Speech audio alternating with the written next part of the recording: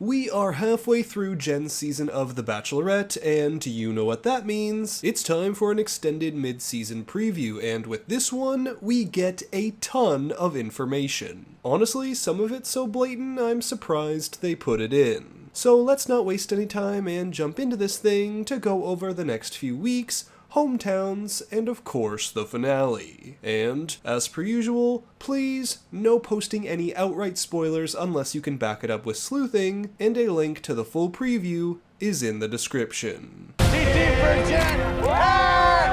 I feel so lucky right now. It just feels like everything's falling into place. Okay, wow, what a first 10 seconds. I mean, this is telling us a lot. Now, some things we've known or inferred, like this blatant shot of Jen and Devin on a hometown, as this seems to still be in the States. But the dead giveaway is this crowd of background extras wearing these cute Jen and Devin t-shirts. It just has the vibe of something you'd see on a hometown, plus we know that the one-on-ones in Seattle next week are locked up already, so this won't be from then. Next week we know Jeremy has a one-on-one as seen here, and also in the season preview by the Space Needle. And as for the other one-on-one, that is going to go to Marcus, as I talked about in my season preview breakdown video. But speaking of Marcus, the newer bit of information we get is what seems to be confirmation that he'll be making it into the final 3, as we can see Marcus here in what looks to be the final filming location of Hawaii,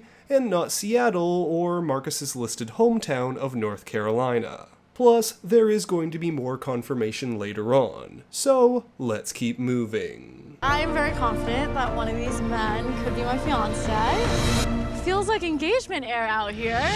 I am more ready for an engagement than I am for anything in my whole life. Sorry, Spencer, you might be ready, but I can't say the same for Jen, as she is definitely going to be eliminating Spencer next episode. Coming up, it's the episode before hometowns, and there are only 4 hometown spots up for grabs, and once again, we have a blatant hometown shot with Jen and Jonathan in the Plaza de Panama in San Diego. We know Jonathan is from California, so this being a hometown really tracks for him. Also, there's what Jen said on the Vile Files podcast when asked to imagine what her life with Jonathan could look like. What does an engaged life look like with Jonathan? An engaged life with John. We'd be living in San Diego. Okay. I love San Diego. So that, plus confirmed hometowns that we've already talked about with Devin, Marcus, and Jeremy, leaves no room for Spencer. Sorry, bud. Otherwise, here's another Hawaii shot with Marcus, so even more confirmation on that. But let's keep going. I've been doing nothing but falling in love with you from the first time we had a conversation.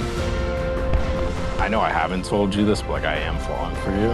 I could see myself being with you for the rest of my life. And speaking of more hometowns, here's yet another hometown shot with Jeremy. Meaning this Seattle radio group date with former Bachelor Jason and his wife Molly is the last we'll be seeing of Sam M. Could be he takes it too far with the I love you business, or Jen just ends up not believing him as teased here in the season preview. Everything he says, it's calculated.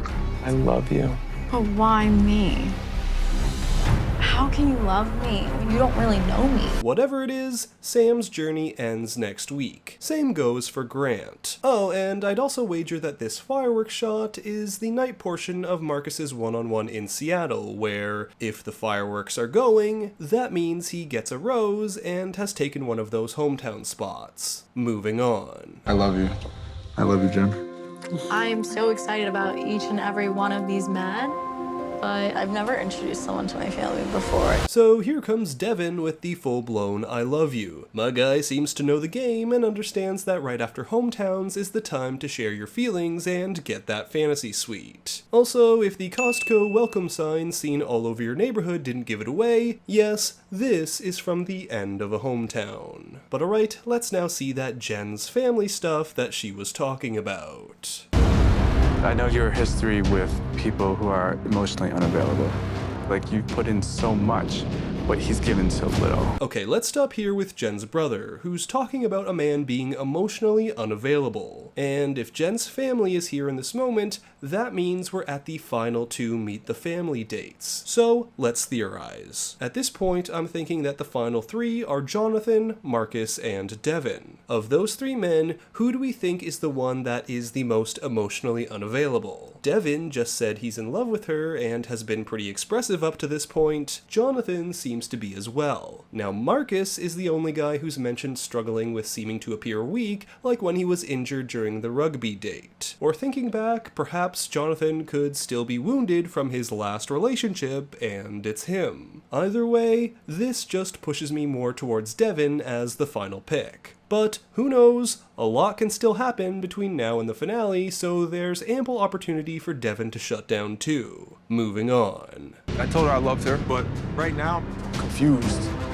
As my positive, loving feelings grow, so they're my fears and my worries. Okay, gotta do another quick pause because this just seems like Jonathan in Hawaii, so I think we can officially confirm him as being in the top 3 as well. You deserve all the love in the world, but I'm not there yet. I'm struggling right now. I'm sick and tired of investing so much time and energy to someone who doesn't feel the same way. Alright, now here we've got further evidence to suggest that Marcus is the guy who's not emotionally available with Jen. But we also have to be pretty careful, as Jen's outfit here where she's talking about someone who doesn't feel the same way is not the outfit she's wearing on this date, which again is for sure a final 3 or maybe final 2 date in Hawaii. Now that doesn't mean she isn't talking about Marcus in this moment, and that Marcus isn't the guy Jen's brother says is emotionally unavailable. This could all happen over 2 different dates with Marcus, and it's on the second one that Jen says this. For now, we'll just have to keep an eye out for this outfit and move on. I feel like my cup isn't being filled. I want it to work, but I don't know what I'm supposed to do. You want to get there with me, but when? Tomorrow? Next year? Never?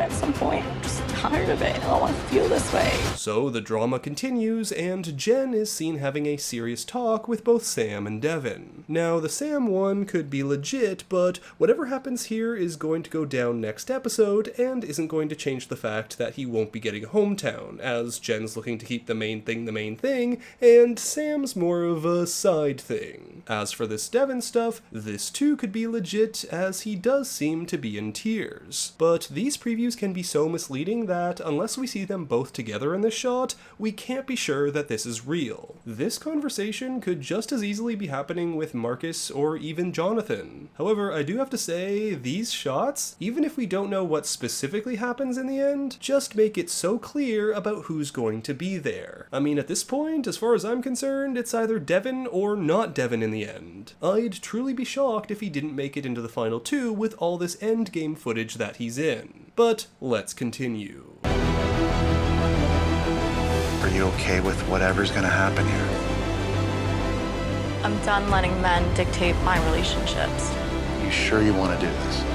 Alright, now here's another look at a moment teased from the first season preview where Jen seems to be taking matters into her own hands. We speculated before on a theory that Jen is deciding to propose instead of letting her final pick do it, thus the comment about taking matters into her own hands and the claims that this ending has never been seen before. Perhaps all this uncertainty from the preview is an added layer in her decision to stop letting men dictate her relationships. Either way, someone in her final 2 has a lot of explaining to do. But let's now finish this preview off. What I'm about to do today is something that I never thought that I would ever do. But I have to do what's right for me. I can't let you propose to me.